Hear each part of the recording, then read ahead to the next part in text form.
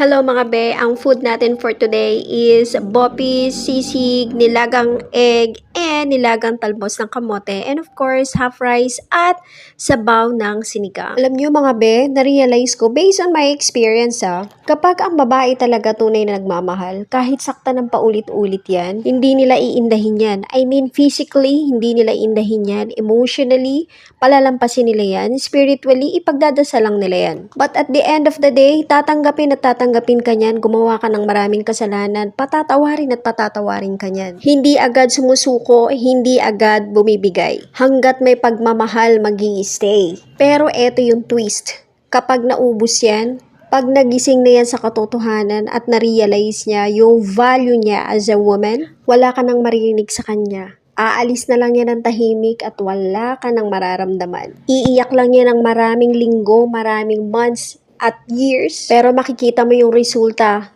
better and stronger than before. At kung tatangkain mong balikan siya, walang galit, hindi galit, pero wala ka nang aasahan kasi wala na.